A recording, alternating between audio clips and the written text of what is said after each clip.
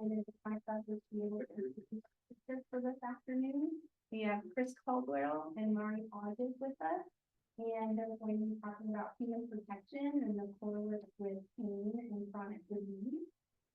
This is also an introduction to a course that they'll be offering in the spring. So I passed out some general overview of that course that will be offered through Kim Madsen, and Chris and Mari will be the guest speakers throughout that semester. Thank you both for coming, and I'll turn it over to you. So let's start out talking a little bit about pain.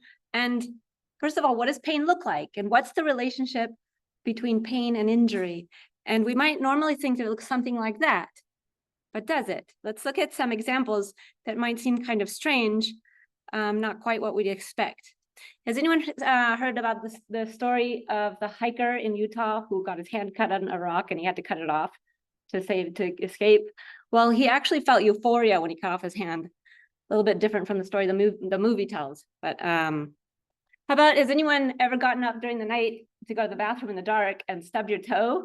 And it hurts like the dickens, but when you look at your toe, nothing's really happened. Or maybe you got a paper cut and it's so small, but they're really smart.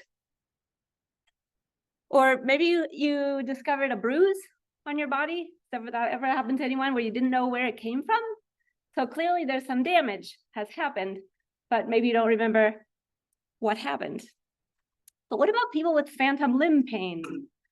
People who are amputees who experience phantom limb pain, experience real pain in a body part that isn't even there. So it's not necessarily related to the tissues. What about a shark bite or soldiers injured in war? We're going to propose that life-threatening situations like that don't trigger pain necessarily, because that would not be a protective response. So what about structural pathologies in the body, like a disc protrusion? In fact, a lot of people have those kinds of things. In fact, disc herniations and disc bulges are extremely common in people with no pain. Well, what about arthritis and meniscus tears and that sort of thing? Well, it turns out that most people have these kinds of structural abnormalities, even without pain. How about, so that we'll put that there. How about a rotator cuff tear? Did I just take that away? There we go. Actually, the severity of rotator cuff tears is not correlated with pain level. So we'll put that down there too. So you can't see pain on imaging. And imaging doesn't tell us who's going to have pain. Let's see what I have here next. How about an ankle sprain? We could probably agree that the amount of injury correlates with the amount of pain. But let's say you're in the middle of the street and a bus comes barreling down. What are you going to do? You're probably going to run. And in that moment, it's going to hurt less, or it might not even hurt at all. And then there's athletes who don't even realize they're injured until after the game, like Charlie Morton, who got 3 outs on a broken leg. Or let's say a motor vehicle accident. 40% of people who get a whiplash injury develop chronic neck pain. But what about demolition derby drivers? They generally do not experience chronic neck pain. So what's going on there? These statistics tell us not that injury isn't important, but that pain has to do with something more than tissue damage. There's something more to the story than just that.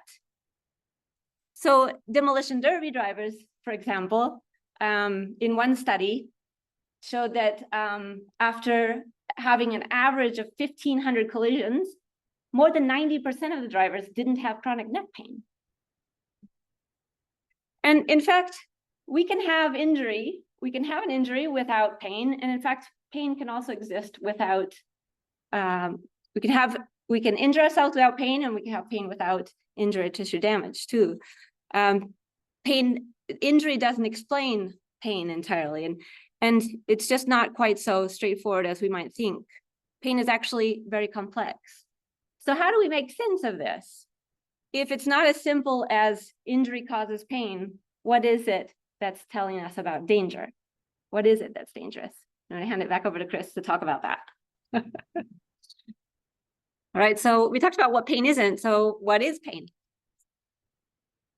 Before talking about pain, I think it's important to say a couple things. And one is that even talking about pain can trigger pain for some people.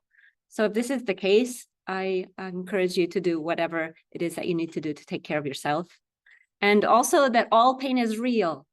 And as we begin to explore the role of the brain in pain, the message that it's in your head can easily come across, but there's nothing further from the truth.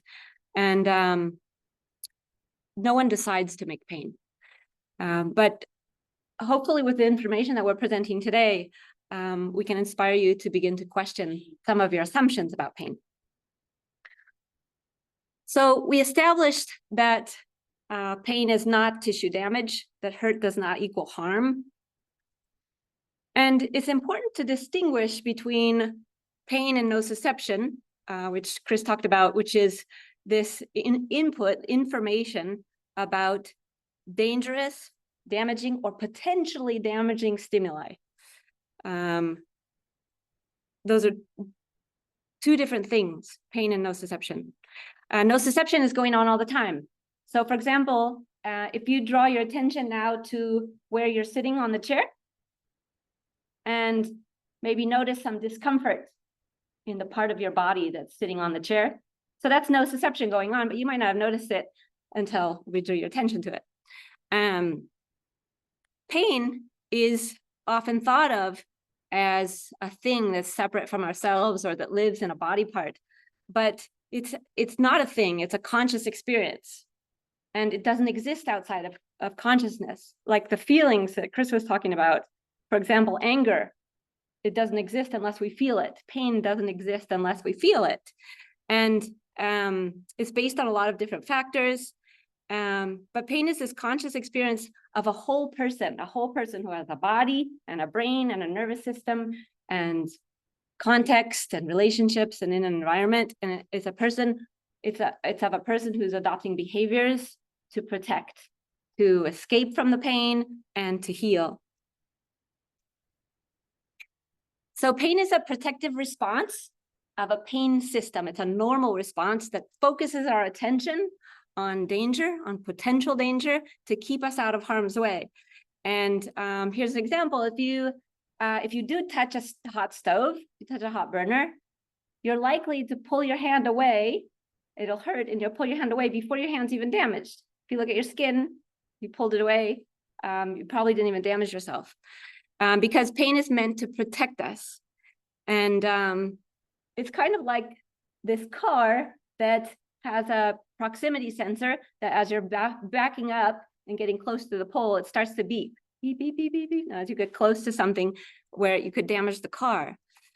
And if you imagine this is a self-driving car, and as it gets close to the pole, if it gets too close, the system would stop the car. And our pain works the same way.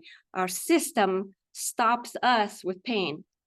And that's the function of pain, not to detect injury, not to detect that we've injured ourselves, but to keep us from injuring ourselves. If we ignore it, if we ignore those signals, we might damage something. And when we do injure ourselves, our pain system gives us extra protection with some extra sensitivity for a period of time. And that promotes healing, because now even minor things hurt. And so that compels us to rest, to not do things so that our tissues can heal. And it also promotes us to communicate our distress and our need for help to other humans. And as tissues heal, usually that sensitivity goes back to a normal level. But remember the demolition derby drivers who generally don't experience chronic neck pain. In contrast to that, people who are injured on the road and are in litigation due to a neck injury usually experience chronic neck pain. And what about if the accident wasn't your fault? How might you imagine the pain would be then? Or if you have to prove that you're in pain, how might the pain be then? So what's the context?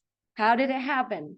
Meaning and context are very important for pain, as Chris was explaining.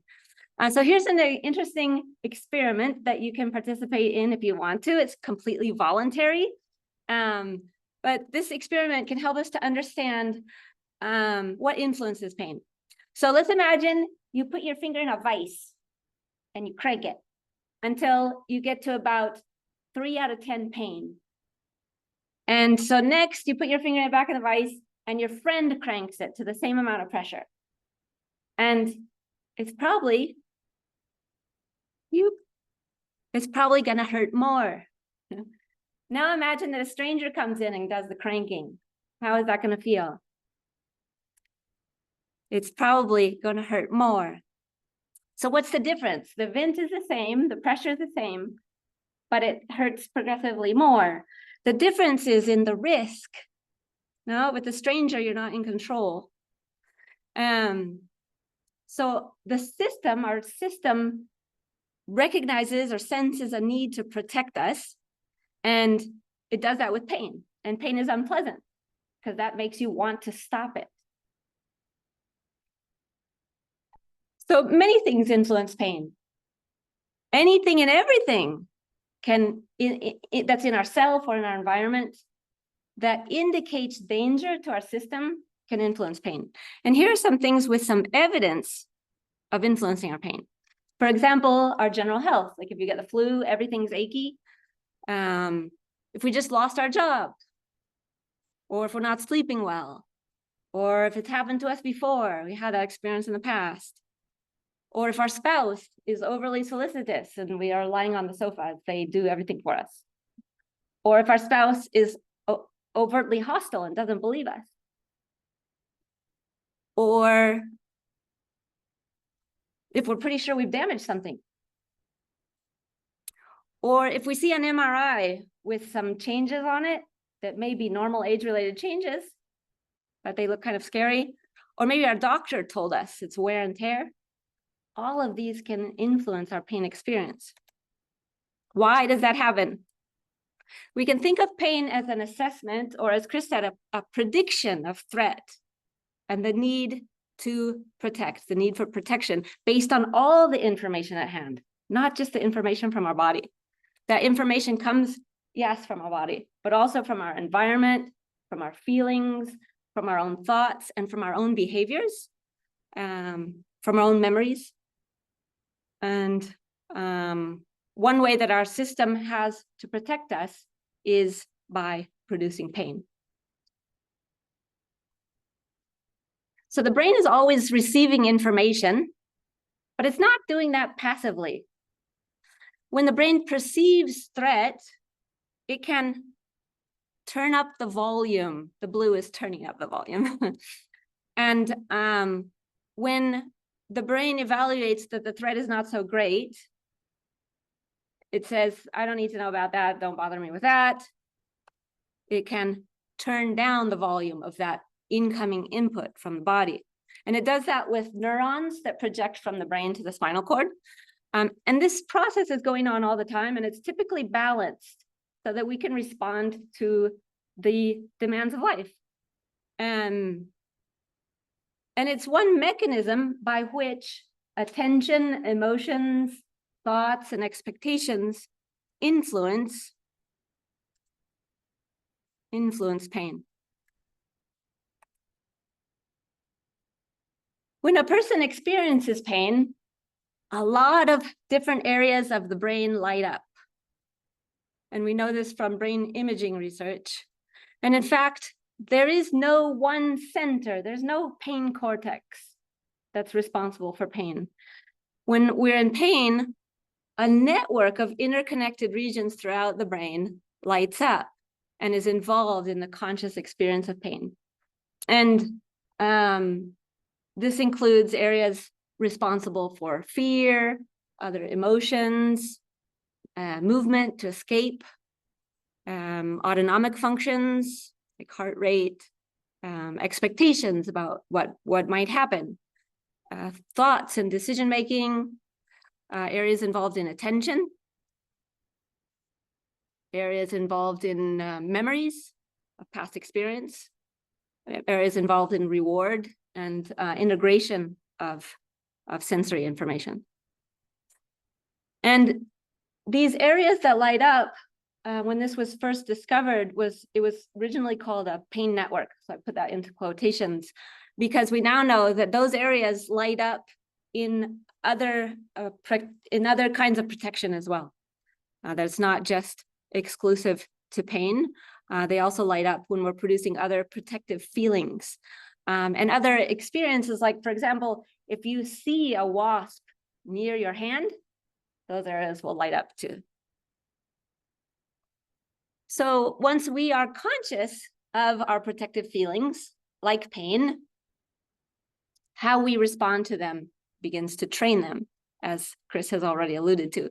And so we are participating and training our system with our own responses, whether we realize it or not. And so we'll go back to Chris.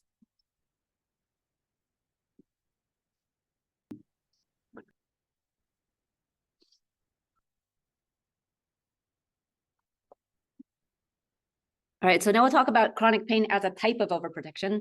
And chronic pain is pain that persists longer than tissue healing.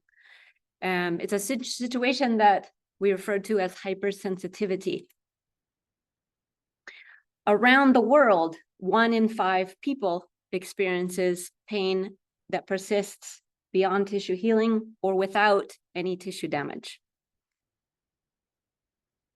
Pain system hypersensitivity, if we go back to the car analogy, it's like the car beeping fast and often, even though you're not even close to the pole. So pain tells us about danger, but the pain system hypersensitivity is not accurately telling us about potential danger. And a sensitized pain system produces pain even when there is no tissue damage or when there is no danger of tissue damage. It's overly protective. And pain system hypersensitivity keeps us from doing things that would actually make us better. And the problem is that these changes get worse over time. The nervous system adapts to protect us more. It essentially learns to produce pain more readily. So how do you know if you have a hypersensitive pain system? Because it feels like pain from an injury. Battery's running low. Forgot about plugging in. Please get that going. Thanks.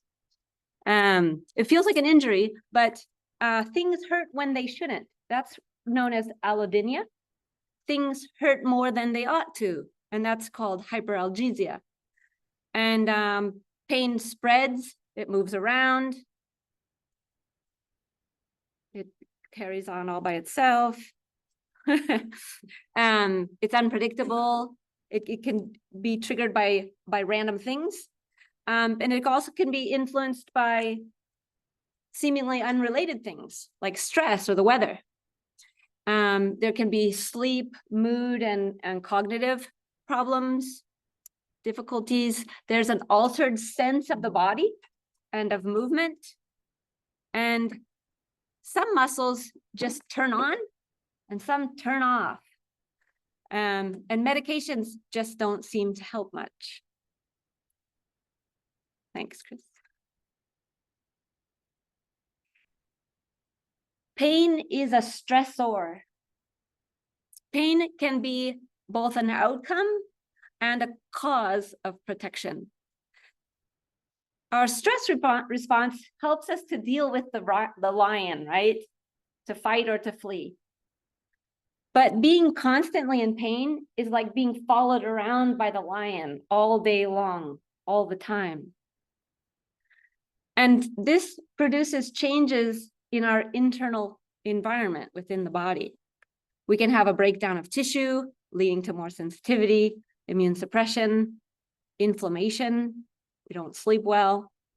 Our attention gets biased towards threat, and behavior becomes very rigid and habit-based. And all of these things can contribute. When there is chronic pain, changes occur throughout the human on multiple levels to increase protection. And all of the things that the types of changes that I'm going to talk about now are normal responses that help us to heal and to survive. But in chronic pain, they get exaggerated and they get stuck on, and they can become major contributors to the pain state. One thing that happens is that there are immune changes in chronic pain. We can have system-wide inflammation that increases sensitivity, and we can have an increase in nervous system activity. First, inflammation causes all nerve endings to become more sensitive. Not going into detail about that, but generally it makes everything kind of hurt more when we have inflammation. And that can happen locally with an injury, and it can also happen throughout the body because nociceptors, the types of neurons that detect actual or potential danger, actually release substances into the tissues that are pro-inflammatory neuropeptides that can make everything more sensitive. And that kind of reverse action can also be activated from the brain out to the tissues. So, and that makes everything more sensitive. And that is actually one mechanism by which chronic stress can lead to increased inflammation and sensitivity in the body. And then on the other hand, immune cells are always on the lookout for danger. And when they detect danger, they actually, the immune cells are actually surrounding the synapses where the neurons join together, and they can actually increase the activity in the nerve cells so that they're sending more signals. So all of this is ramping up the activity in the nervous system and can ramp up pain. And these changes are protective. Again, they're normal responses that make you rest and do less stuff, and maybe it makes you feel grumpy, so you don't want to be around people, so you can heal. But in chronic pain, they get exaggerated and they get stuck on. There are also changes that happen in the spinal cord. Neurons in the spinal cord become extra sensitive and begin to amplify information sent to the brain by lots of different mechanisms that we won't go into today. But this process is traditionally known as central sensitization. So many of you may have heard that term. And it's a process that begins right after a tissue injury. It's a normal process that makes us more sensitive, promotes healing, and it motivates us to protect ourselves. But essentially, this process makes our nervous system get better at producing pain more readily. And it can get stuck on. So pain is not just this reflection of peripheral input. It's not about the input so much as this system itself can become a major contributor. And we call this plasticity, this ability of the nervous system to change. And plasticity can become this can profoundly alter the sensitivity. So it becomes a major contributor to pain. And that's further reducing the relationship between tissue damage and pain. Many changes occur in the brain as pain persists. And here are some examples of some things that happen. On this side, you can see some spots that are lighting up in the brain as a person is touched in two distinct spots on their back. So here you have a healthy person who's touched in two spots, and two cortical representations of those spots light up in the brain. And in the middle, it's a person with moderate back pain, and you can see that those areas that light up begin to spread and to blur a bit. And on the far side is a person with severe back pain, and you can see that those areas have completely blurred and even overlapped. So that you're getting just this blurring of the maps in the brain to protect more. It's like the brain erring on the side of caution and just lumping everything together and protecting it all. And then the other image shows how actual physical locations of mental representations of body parts, in this case, a finger, and I think it's the index finger, and the back, actually move in arm amputees with phantom limb pain. So the maps are shifting and they're becoming blurry, like sort of becoming low resolution. And then other changes that we get in the brain are, for example, a shift from circuits that include sensory areas to areas that are responsible for emotion and motivation. There are actual volume changes in the brain as pain persists. There are changes in the connectivity between different areas of the brain, and there are changes in reward processing. And then remember that descending modulatory system that regulates the input, it regulates the volume of the input from the body. Essentially, that gets stuck in facilitating, and that involves dysregulation of serotonin and other things.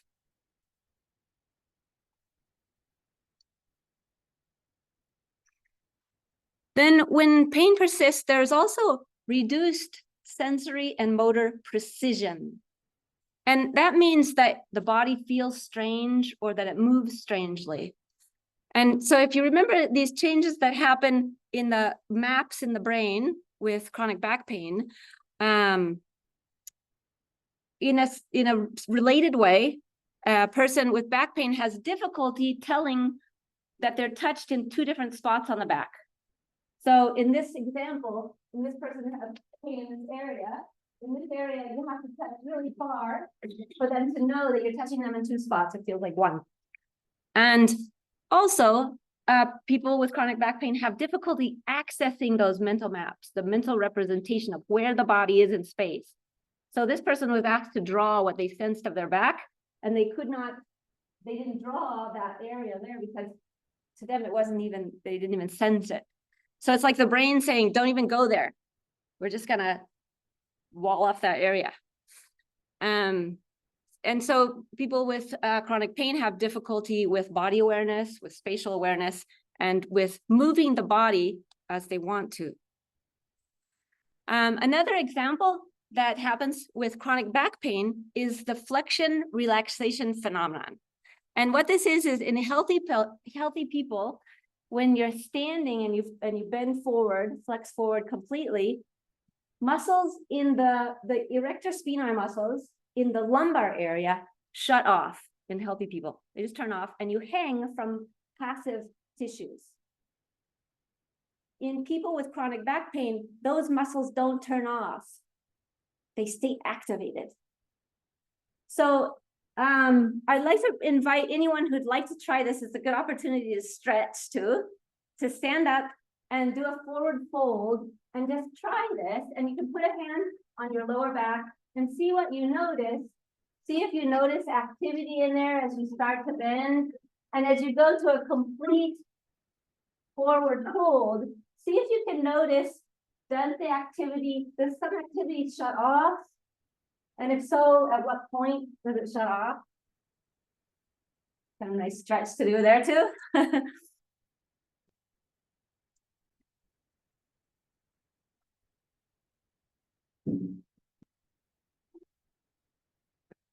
Okay. So that's just an interesting thing to explore. That's different in people with chronic back pain. Other changes happen in the whole human. For example, we do more protective behaviors, like we rest, we do less activity, maybe we take medications, and posture and movement patterns become altered. Usually we get reduced variability of those patterns and increased stiffness. And those things can also have their own impact on hypersensitivity.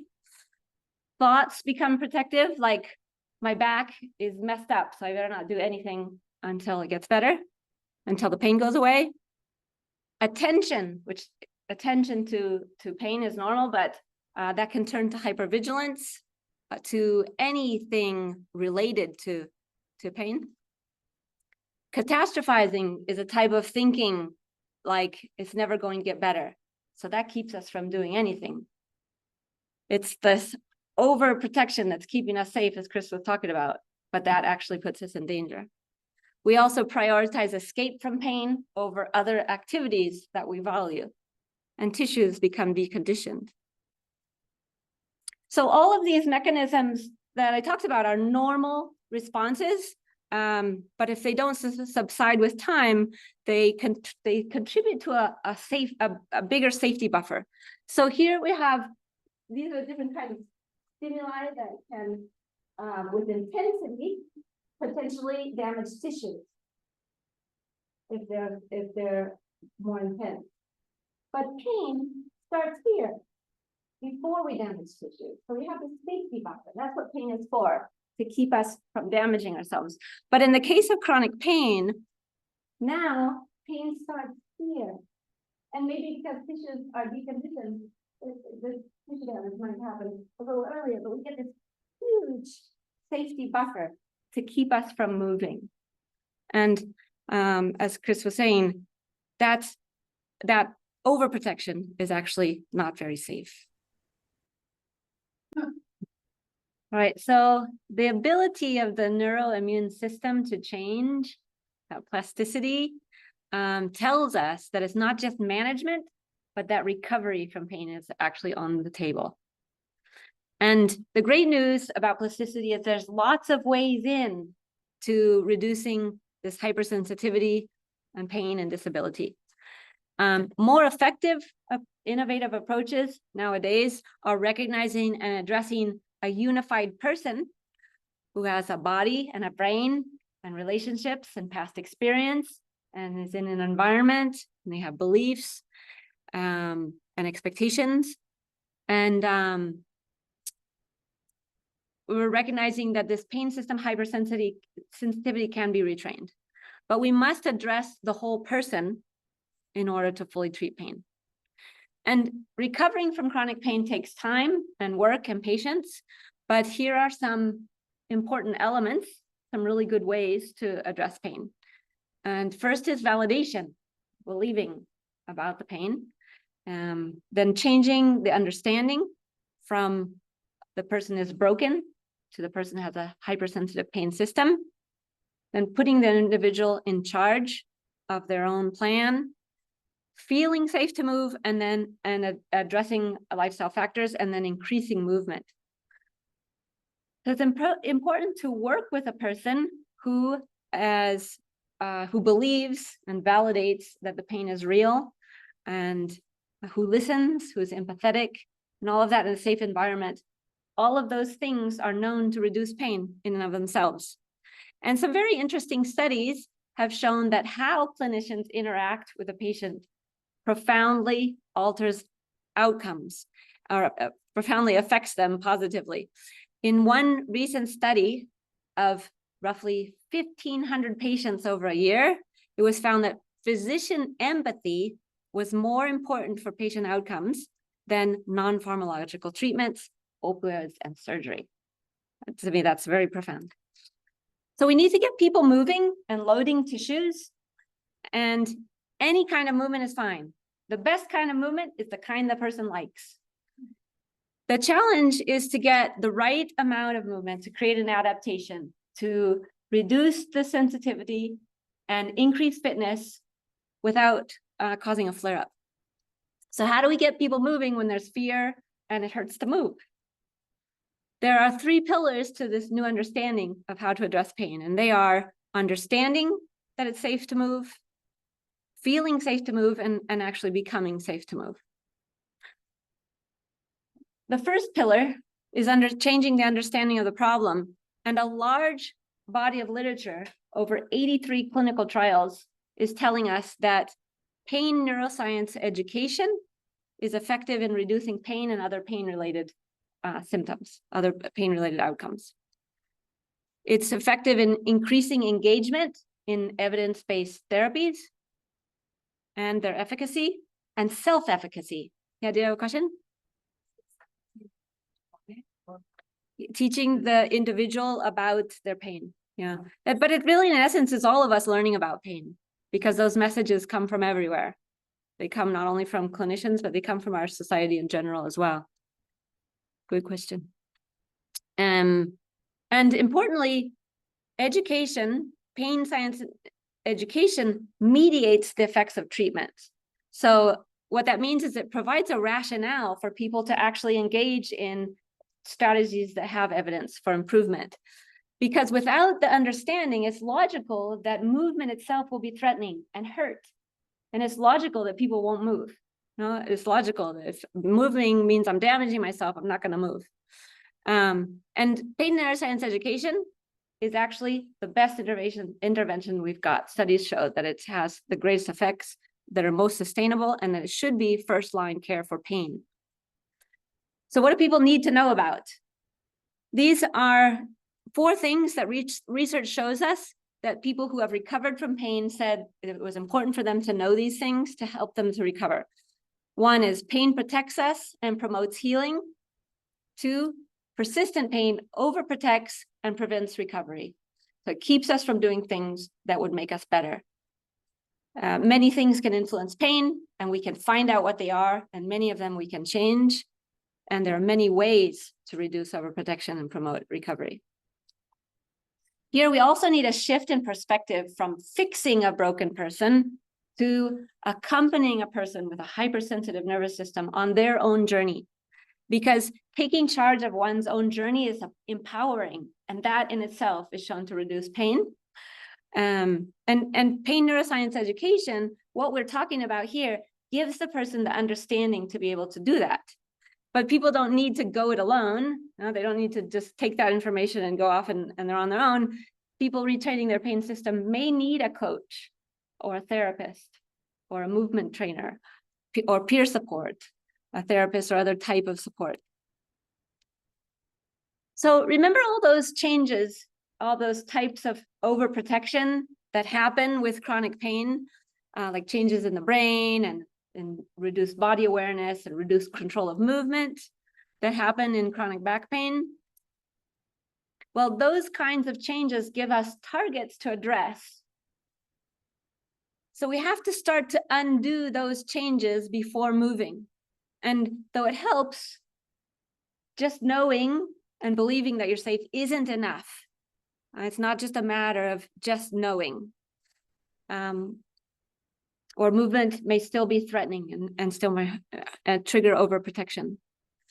And new innovative approaches that are showing more effectiveness are addressing those changes in somewhat innovative ways to recover the sensory and the motor precision and the control. And some of the ways that that's being done are pictured here, and there's things like touch discrimination training, how and where you're being touched, observing positions, observing movement, and then imagining movement, use of mirrors, use of virtual reality, and even mind-body therapies and dance are other ways that also hold promise for some of the same reasons that these approaches do. Another interesting approach is embodiment. Embodiment is the sense of ownership of your body. In this study, people viewed an image of their back with a headset. They were being filmed from the back as they were lifting something. And the image that they were viewing was manipulated so that they saw a strong, wide back. And people who embodied the strong, wide, muscular back, who felt it was their own, had reductions in pain and fear. And they had greater perceived strength and greater confidence. So that suggests that changing our perceptions and changing the predictions of the system alter the pain experience. Lifestyle factors such as diet, sleep, activity levels, stress management, and so on are important because they change the internal context. They reduce the danger signals to the system. And all of those are helping to tip the neurobiology away from overprotection towards safety. Last one. Now we're ready to get the tissues back in shape. So we need to reactivate with a gradual, safe, and slow progression of movement and tissue loading in meaningful activities for the person. So for example, is the person interested in picking up their grandchild again, or getting back on hikes, or getting back to golfing with their buddies?